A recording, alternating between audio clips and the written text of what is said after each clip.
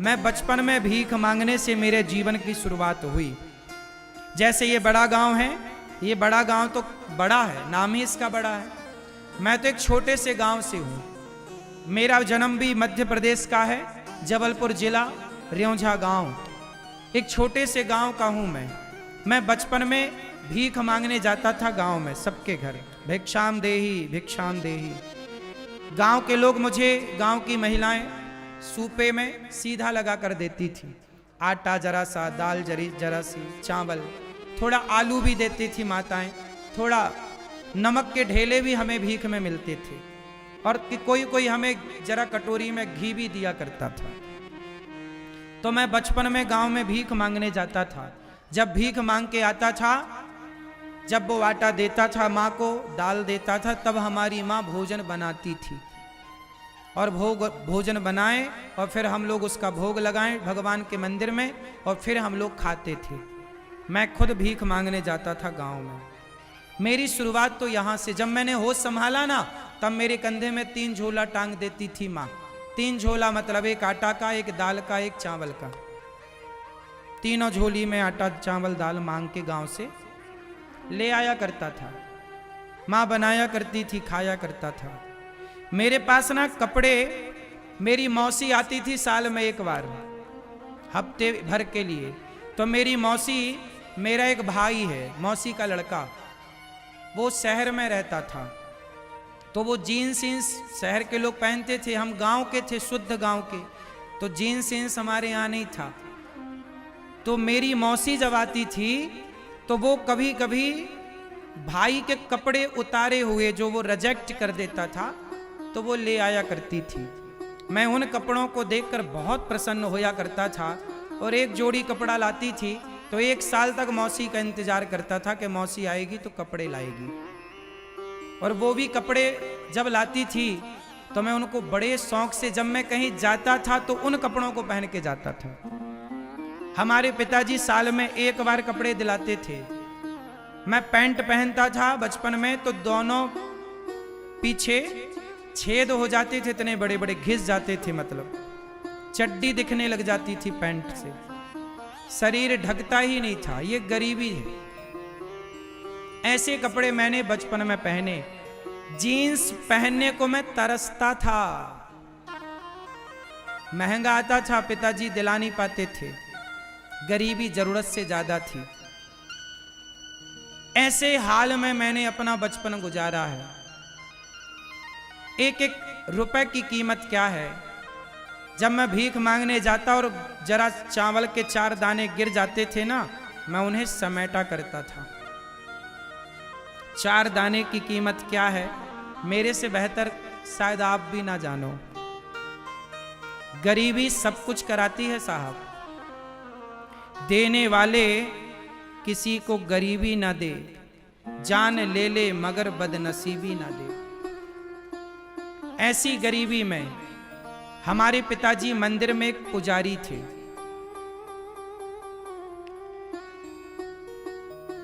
ठाकुरों का, वहां पे जमींदारों का, बड़े बड़े लोगों का मंदिर था। मंदिर बनाया तो उन्होंने पुजारी के रूप में हम लोगों को रखा।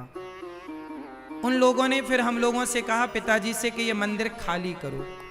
सावन का महीना था। पिताजी ने कहा कि अभी हमारा घर नहीं है, आप हमें बरसात तो रहने दो। उन लोगों ने सावन के महीने में घर का सारा सामान फेंक दिया। मुझे याद है, हम लोग सारा सामान उठाकर, उस समय गांव में हम लोग मंदिर के पुजारी थे, एक मंदिर की पूजा करते थे, राम जानकी मंदिर था। उस मंदिर के मालिक ने, क्योंकि गांव में अक्सर जो मंदिर होते थे ना, वो माल गुजारों के होते थे, जमींदारों के होते थे, तो वो हम लोगों को, मतलब पुजारियों को रखते। अब उनका कहना है कि मंदिर खाली करो। भाई मंदिर उनका था तो वो कभी भी खाली करा सकते थे, ये उनका अधिकार था।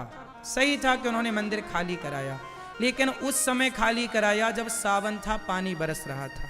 पिताजी ने कहा बारिश के बाद खाली कर देंगे, नहीं माने, सामान डेरा फेंक दिया।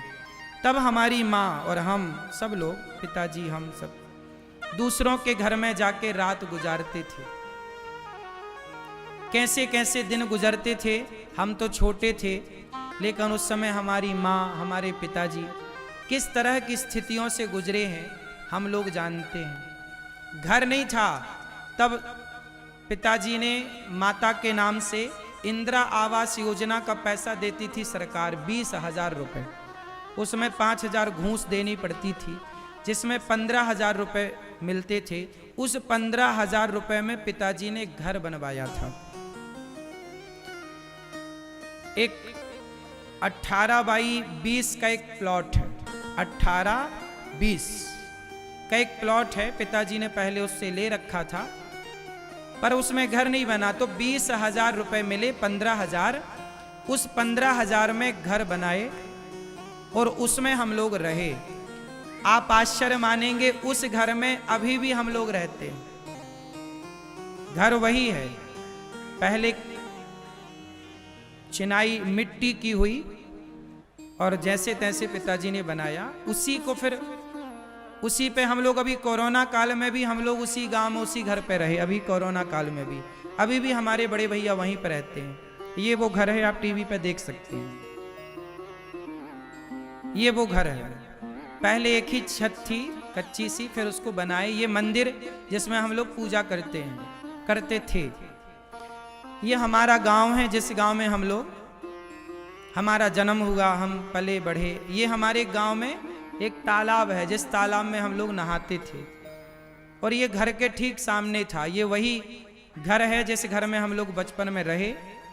बाद में इस घर को खाली, ये वो मंदिर है, आप देखिए टीवी पर, ये राम जानकी मंदिर है ना, हम इस मंदिर में रहा करते थे।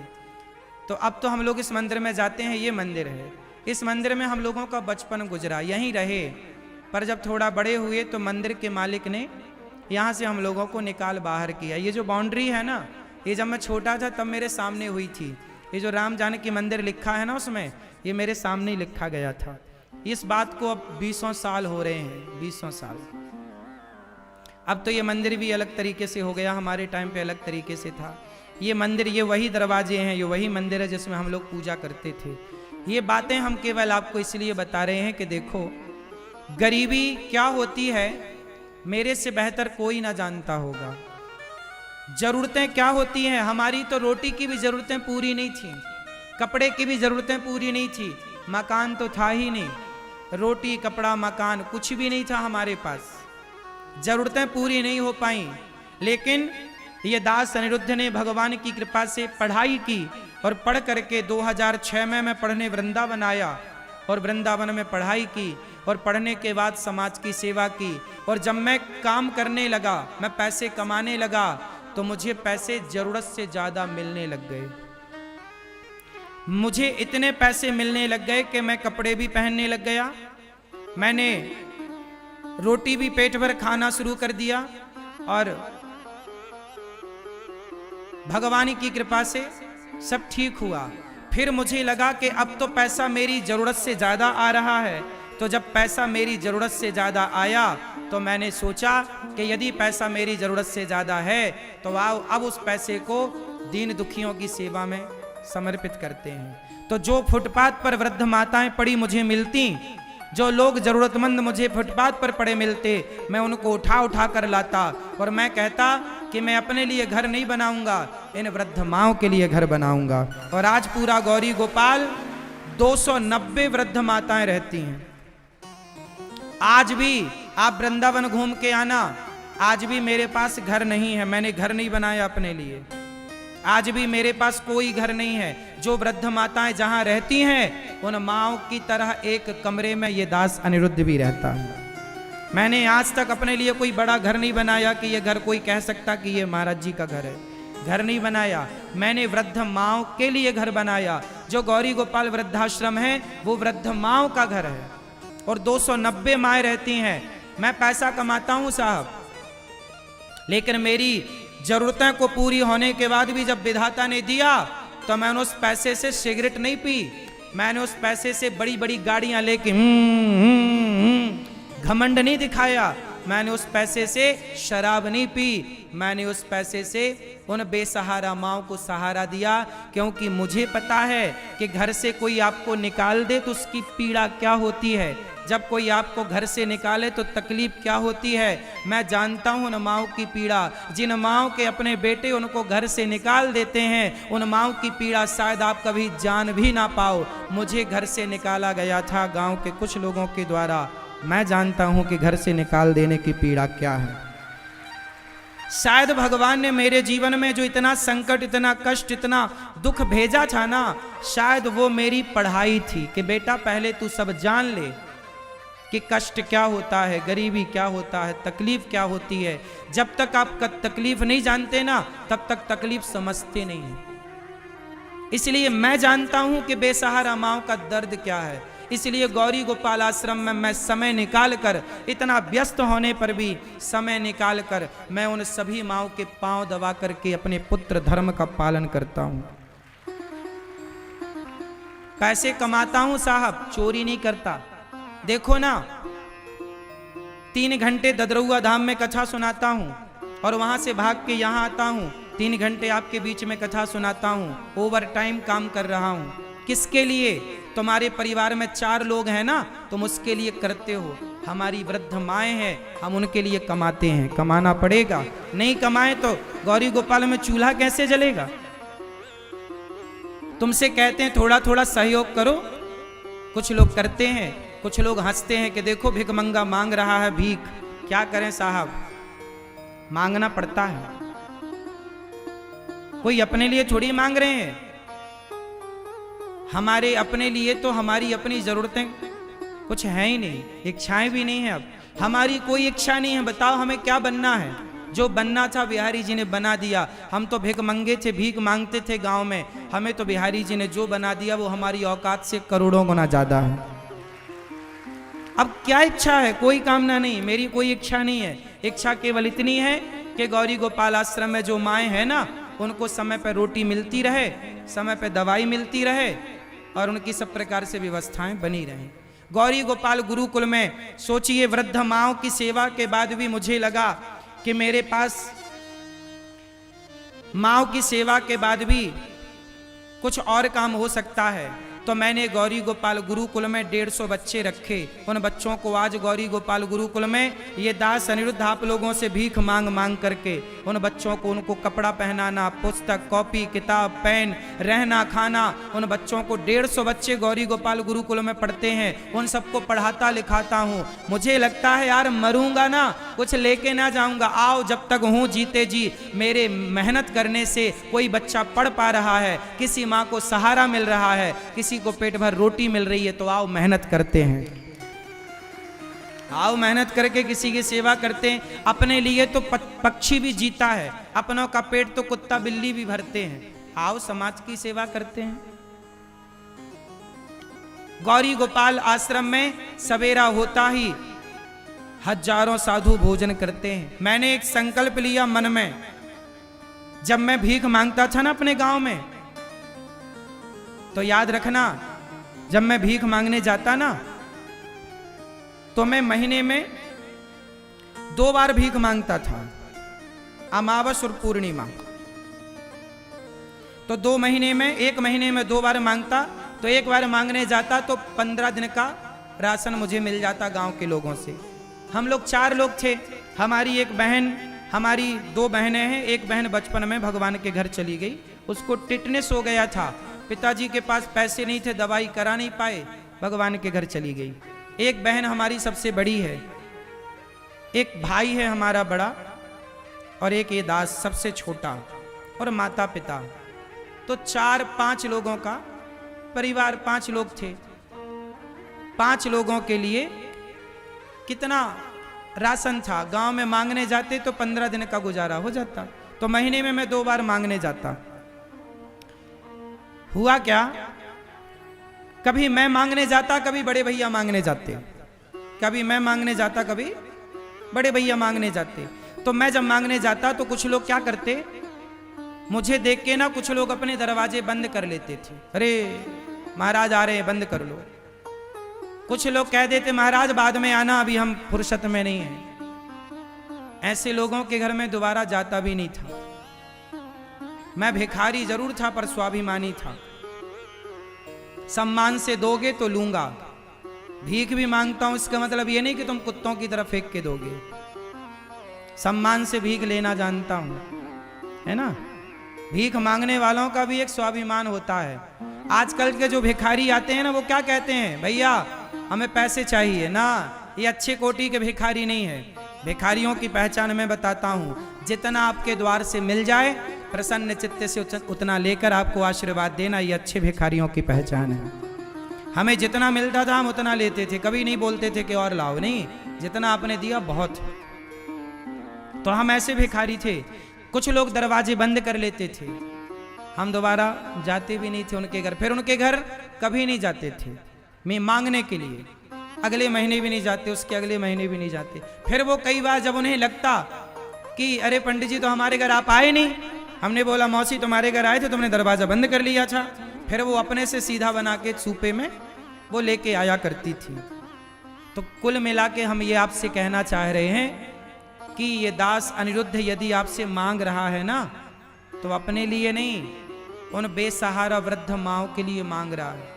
बताओ, उन माओ के लिए देना ये आप सभी का धर्म है या नहीं? उत्तर दो, बोलो। यदि मुझ जैसे भिखारी को आपने भिक्षा नहीं दी, तो फिर आप गृहस्थों का धर्म ये है कि हमारे द्वार पर कोई आया है भिक्षा मांगने, तो हम उसे अपनी हैसियत से भिक्षा दें। और मेरे जैसा भिखारी पहुंच जाए तो जरूर देना, क्योंकि मेरे जैसे भिखारी रोज रोज किसी के घर जाते नहीं हैं। मेरे जैसे भिखारी भी आपको मिलेंगे नहीं ढूंढने से। बताओ, भीख मांग मांग के सेवा कर रहा हूं गौरी गोपाल आश्रम में। सोचिए, पूरे भारत का सबसे बड़ा लंगर चल रहा है। गौरी गोपाल आश्रम में जो अन्न रसोई बढ़ती है ना, पूरे भारत की सबसे बड़ी रसोई है जगन्नाथ जी की रसोई। दूसरे नंबर पर तिरुपति बालाजी की रसोई। तीसरे नंबर पर गोल्डन टेम्पल अमृतसर की रसोई, जिसे लंगर कहते हैं, भंडारा। चौथे नंबर पर एक जगह और पांचवें नंबर की गौरी गोपाल जी की रसोई है। सर्वे करने कभी आ जाना। 30,000 से अधिक लोग नित्य प्रसाद पाते हैं गौरी गोपाल जी में। कितने लोग? बोलो एक बार। 30,000 लोग नित्य प्रसाद पाते हैं। तो आपसे कहता हूं कि आपके थोड़ा सा अन्न सेवा से जुड़ जाए तो जोड़ लेना। अन्नदान सबसे बड़ा दान है, सबसे बड़ी सेवा है भगवान ने। अच्छा ये बताओ, इतनी बड़ी सेवाएं कोई व्यक्ति कर सकता है? मैं नहीं कर सकता, मेरे जैसा भिखारी तो बिल्कुल नहीं कर सकता। अब इतनी बड़ी सेवाएं हो रही हैं तो समझ लो कि भगवान करा रहे हैं, चाह रहे हैं तो हो रही। तो ये मेरे करने कराने से नहीं, ये भगवान चाह रहे हैं इसलिए हो रहा है। इसलिए आप जो सहयोग करते हैं वो भगवान की प्रेरणा से करते हैं। आपको भगवान प्रेरणा देंगे तो आप भी 2 रोटी का सहयोग करोगे, और आपने यदि सहयोग नहीं किया तो समझ लो कि भगवान ने आपको अभी प्रेरणा नहीं दी। भगवान खुद आपके अन्न को स्वीकार करना नहीं चाहते। भगवान सबसे लेते भी नहीं है साहब। सबका अन्न धर्म से नहीं जुड़ता। बोलो हाँ। सबका धन धर्म से नहीं जुड़ता। ये तो बड़ी कृपा है गौरी गोपाल भगवान की कि वृंदावन में गौरी गोपाल में सवेरे से हजारों संत आते हैं और सभी संतों की सेवा का अवसर मिलता है। तुम्हारे द्वारे पर कोई संत आ जाए, तुम्हारे द्वारे पर कोई भूखा आ जाए, तो ये समझ लेना भगवान की कृपा है कि आज तुम्हारी रोटी को, तुम्हारे अन्न को भगवान पवित्र करना चाहते हैं कि उसको खिलाओगे तो अन्न धन पवित्र होगा। तो गौरी गोपाल आश्रम की सेवाएं इतनी विशाल हैं, इतनी सेवाएं हैं, और भगवान की प्रेरणा से सब कार्य हो रहा है। आप लोग ये ना समझें कि सब कुछ है। कैसे है? मेहनत तो तुम्हारा बेटा भी कर रहा है, तुम्हारा छोरा भी दिन रात मेहनत कर रहा है। तुम्हारे छोरे की आयु कितनी है?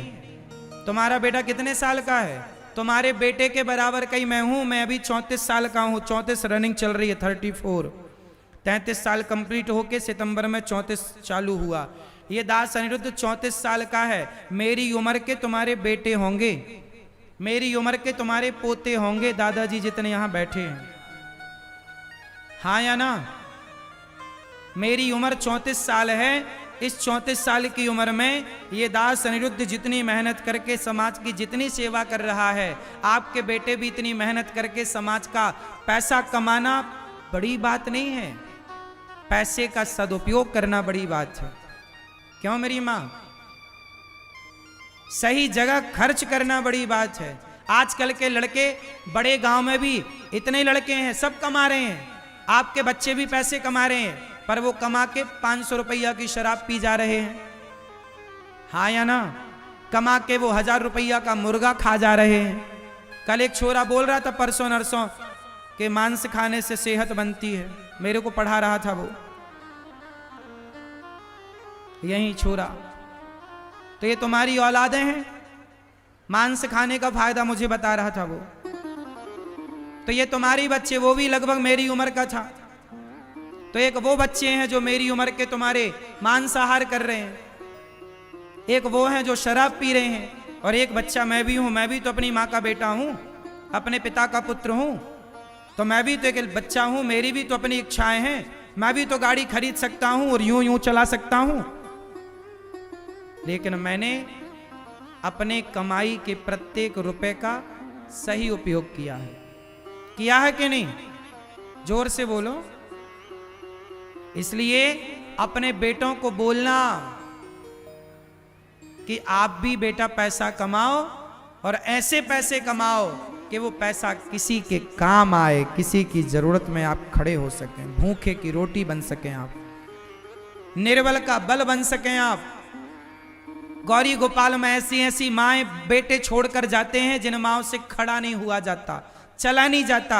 ऐसी कितनी माएं हैं जो बिस्तर पर लेटी हैं, बिस्तर पर मलमूत्र करती हैं, उनके लिए मैंने स्टाफ रखा है महिलाओं का, वो उन माओं को उनका मलमूत्र साफ करती हैं, माओं को नहलाती हैं और उन माओं की सेवा करती हैं। जिन माओं के अपनी औलाद, जन्म लेने वाले बच्चे सेवा नहीं कर पाए, वो बच्चे अपनी माओं को छोड़कर जाते हैं, और ये दास अनिरुद्ध उन माओं की सेवा करता है। याद रखना भक्तों, जब मैं मरूंगा तो भगवान मेरे से पूछेंगे, अनिरुद्धाचार्य भेजा था तुम्हें संसार में, क्या करके आए? मैं आंखों से आंखें मिलाकर बात करूंगा, प्रभु आपने मानव शरीर दिया, जीवन दिया, मैंने एक क्षण का, समय का और 1 रुपए का मैंने दुरुपयोग नहीं किया, मैंने समाज की सेवा की है। ये संसार में जितने लोग हैं भगवान के भक्त हैं, और जितने दीन दुखी हैं सबकी सेवा करना भगवान की सेवा है। नर सेवा ही नारायण सेवा है। बताइए, नर सेवा नारायण सेवा है या नहीं? जोर से नहीं बोला जा रहा है, बोलो। नर सेवा। एक दिन मैंने सोचा कि देखो बकरा मरता है ना, बकरे के चमड़े का तबला बन जाता है, ऊंट मरता है, ऊंट के चमड़े का जूता बन जाता है, लेकिन मैं मरूंगा तो मेरे चमड़े का तो जूता भी नहीं बने, मेरा चमड़ा मरने के बाद काम नहीं आएगा। आपका चमड़ा काम आएगा? क्यों मैया? हमारा चमड़ा काम नहीं आता, लोग जला देते हैं। हमारा चमड़ा मरने के बाद काम नहीं आएगा, तो मुझे लगा जब मरने के बाद काम नहीं आना तो आओ इस शरीर से जीते जी राष्ट्र की, समाज की सेवा करें, दीन दुखियों की सेवा। इसलिए ये दास सेवा करता है, मैं सेवा करता हूं। अब अपने बच्चों को आप पाठ पढ़ाओ, चाहे सेवा का पढ़ाओ, वरना शराब और बकरे का पाठ तो पढ़े बैठे हैं तुम्हारे बच्चे। फिर ना दोष देना कि बच्चों को किसी ने समझाया नहीं, हम आए हैं समझाने, नहीं मानो तो नहीं मानो, हमारा धर्म है समझाना।